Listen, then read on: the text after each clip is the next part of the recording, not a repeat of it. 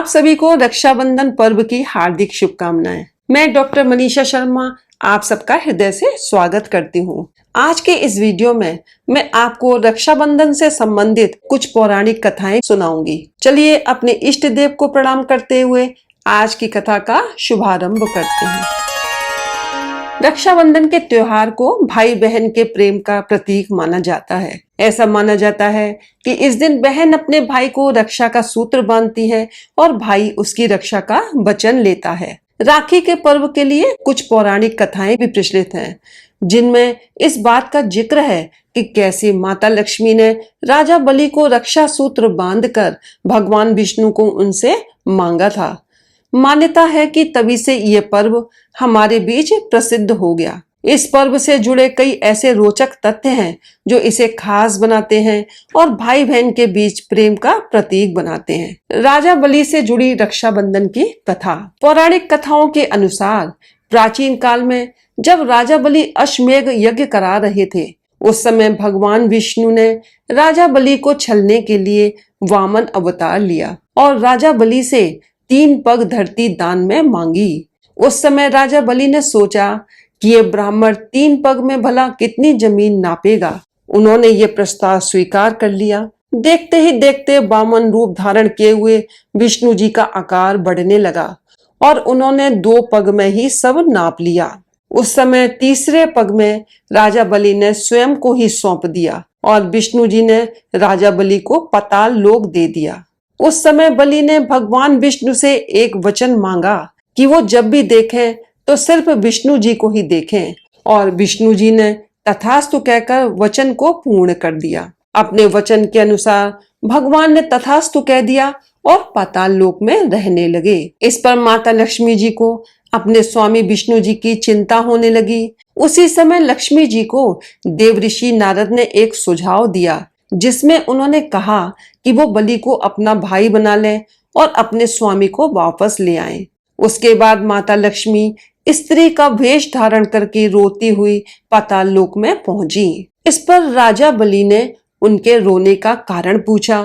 उनके पूछने पर लक्ष्मी जी ने कहा कि मेरा कोई भाई नहीं है, इसलिए मैं अत्यंत दुखी हूँ। तब बलि ने कहा कि तुम मेरी धर्म बहन बन जाओ। इसके बाद लक्ष्मी जी ने राजा बलि को राखी बांधकर अपने स्वामी भगवान विष्णु को वापस मांग लिया। ऐसी मान्यता है कि उसी समय से रक्षाबंधन का त्योहार चलन में आया और उस दिन श्रावण मास की पूर्णिमा तिथि थी। दूसरी कथा, श्री कृष्ण और द्रौपदी से जुड़ी रक्षाबंधन की कथा। एक कथा के अनुसार श्री कृष्ण ने महाभारत में द्रौपदी को अपनी बहन के रूप में स्वीकार किया और इसकी कथा के अनुसार भगवान श्री कृष्ण ने जब अपने सुदर्शन चक्र से शिशुपाल का वध किया, तब उनकी कनिष्ठा उंगली कट गई, जिससे भगवान कृष्ण की उंगली से रक्त की धार बहने लगी। उस समय द्रौपदी ने अपने साड़ी के चीर के एक टुकड़े को श्री कृष्ण की उंगली पर बांध दिया। इसके बाद से ही श्री कृष्ण ने द्रौपदी को अपनी बहन के रूप में स्वीकार किया और हर संकट की परिस्थिति में उनकी रक्षा करने का वचन दिया। उसी वचन की वजह से भरी सभा में श्री कृष्ण ने द्रौपदी को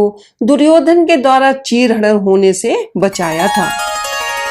इस प्रकार रक्षाबंधन का त्योहार इन्हीं पौराणिक कथाओं की वजह से सदियों से चला आ रहा है और इसकी मान्यता बहुत खास है। रक्षाबंधन की तीसरी कथा। एक बार युधिष्ठिर ने भगवान कृष्ण से पूछा, हे अच्युत, मुझे रक्षाबंधन की वह कथा सुनाइए जिससे मनुष्यों की प्रेतबाधा तथा दुख दूर होता है।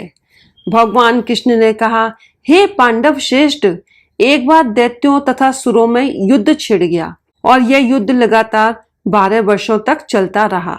असुरों ने देवताओं को पराजित करके उनके प्रतिनिधि इंद्र को भी पराजित कर दिया। ऐसी दशा में देवताओं सहित इंद्र अमरावती चले गए। उधर विजेता दैत्यराज ने तीनों लोकों को अपने वश में कर लिया। उसने राजपद से घोषित कर दिया कि इंद्रदेव सभा में न आए तथा देवता और मनुष्य यज्ञ कर्म ना करें, सभी लोग मेरी पूजा करें। दैत्यराज की इस आज्ञा से यज्ञ वेद पठन पाठन तथा उत्सव आदि समाप्त हो गए। धर्म के नाश से देवताओं का बल घटने लगा। यह देख इंद्र अपने गुरु बृहस्पति के पास गए तथा उनके चरणों में गिरकर निवेदन करने लगे। गुरुवर, ऐसी दशा में परिस्थितियां कहती हैं कि मुझे यही प्राण देने होंगे। ना तो मैं भाग ही सकता हूँ और ना ही युद्ध भूमि में टिक सकता हूँ। कोई उपाय बताइए। बृहस्पति ने इंद्र की वेदना सुनकर उसे रक्षा विधान करने को कहा। श्रावण पूर्णिमा को प्रातःकाल निम्न मंत्र से रक्षा विधान संपन्न किया गया। येन बद्धो वली राजा दानवेंद्रो महाबल तेन त्वाम अभिवदनामि रक्षे माचल माचल। इंद्राणी ने श्रावणी पूर्णिमा के पावन अवसर पर द्विजों से स्वस्ति वाचन करवाकर रक्षा का तंतु लिया और इंद्र की दाहिनी कलाई में बांधकर युद्ध भूमि में लड़ने के लिए भेज दिया। रक्षाबंधन के प्रभाव से दैत्य भाग खड़े हुए और इंद्र की विजय हुई। राखी बांधने की प्रथा का सूत्रपात यहीं से होता है। इस कथा को सुनने के लिए धन्यवाद। यदि आपको ये वीडियो पसंद आई हो तो इसे लाइक करें, शेयर करें, हमारे चैनल को सब्सक्राइब करें तथा बेल आइकन को प्रेस करें ताकि आप हमारे आने वाले वीडियोस को भी देख सकें। हर हर महादेव, जय भोलेनाथ।